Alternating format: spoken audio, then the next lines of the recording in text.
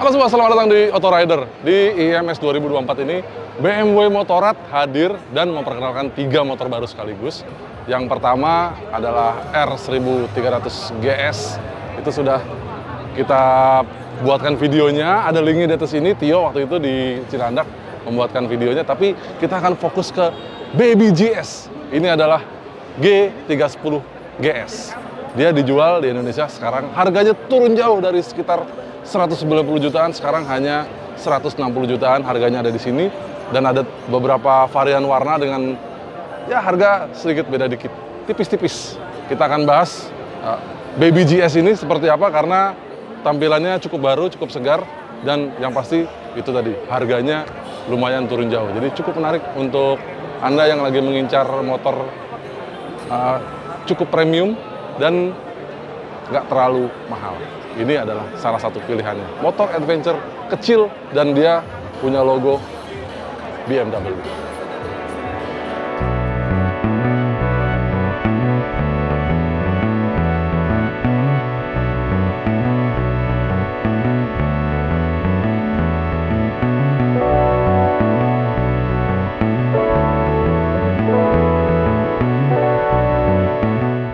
Motor ini didatangkan langsung dari India karena memang persetujuan antara BMW dan TVS adalah memproduksi motor ini di India khusus untuk GS yang ini, dan yang naked yang G310R itu under brand BMW, dan satu lagi adalah tipe fairing itu dijual under brand TVS, yaitu TVS Apache 310RR.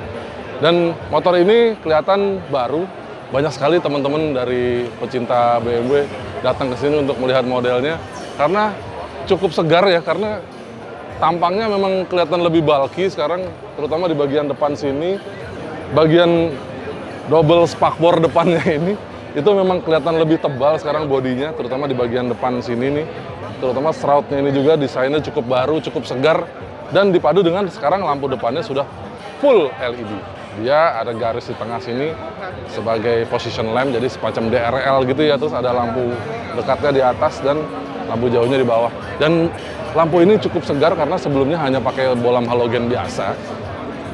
Harapannya sih, harapannya ya, karena kalau mungkin Anda pernah pakai G310 GS yang lama, yang masih pakai bolam halogen, itu dia getar lampunya.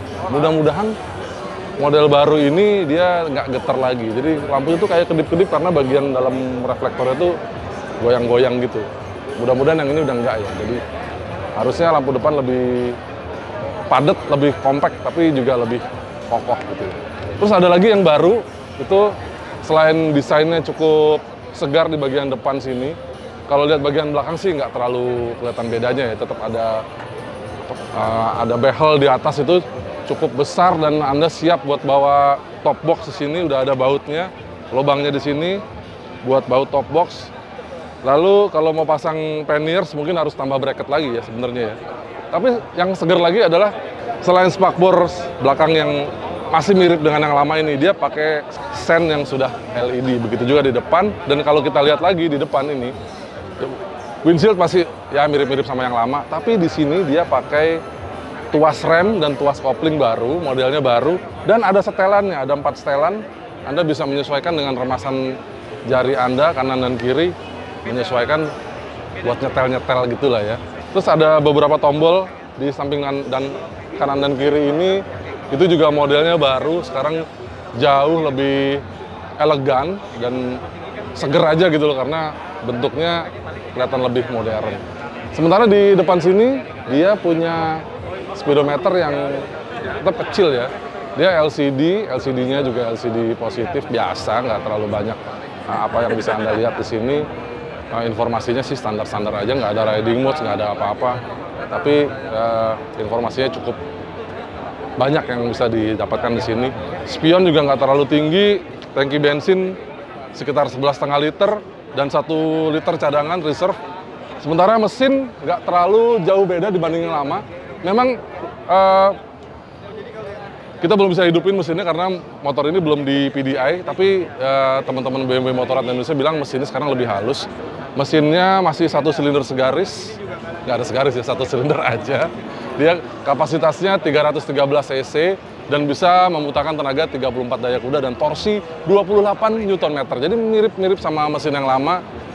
Kalau lihat yang lama sih tenaganya sih torki banget, jadi enak buat adventure-an ya. Dan sekarang dia sudah punya slipper clutch, jadi harusnya lebih enak lagi. Dan motor ini berdirinya masih sama, pakai pelek 19 di depan, pelek 17 di belakang. Bannya Metzeler Tourance. Di depan nggak terlalu lebar ya, tapi di belakang cukup lebar. Jadi lebarnya 160. Jadi motor ini walaupun 310 cc, tapi tampilannya udah setengah-setengah moge gitu ya. Di depan ada cakram yang cukup besar dengan kaliper Bibre dan dia sudah radial mount. Sementara di belakang walaupun masih satu cakram ya, tapi cakramnya cukup besar dan yang lama juga cukup pakem. Karena tidak terlalu banyak perubahan di remnya. Di belakang juga rem cakram dan yang pasti sudah ABS. Dan motor ini menarik dengan harga segitu. Anda dapatkan brand Eropa, ya walaupun dibuat di India, tapi dengar-dengar ya, mereka akan menjadikan Indonesia sebagai production base, terutama untuk yang model ini. Jadi kita belum tahu ntar seperti apa, apakah tahun ini, apakah tahun depan, apakah masih cukup lama, tapi gosipnya cukup santer. Ya mudah-mudahan saja ya untuk luxury motorcycles BMW sepertinya mau serius di Indonesia. Dan kemarin kita ngobrol-ngobrol sama petinggi-petinggi regional BMW Motorrad di Asia, terutama Asia Tenggara ke bawah ya, Asia Timur mereka bilang. Dan mereka bilang mudah-mudahan Indonesia jadi pasar yang cukup bagus. Karena ya kita tahu bahwa motor di atas 250 cc harganya jadi naik karena ada PPNBM. Mudah-mudahan ada perubahan. Tapi kita menghargai usaha BMW datang ke sini dan harganya turun jauh, hampir 50 juta dan motornya juga lebih ganteng. Bagaimana menurut Anda?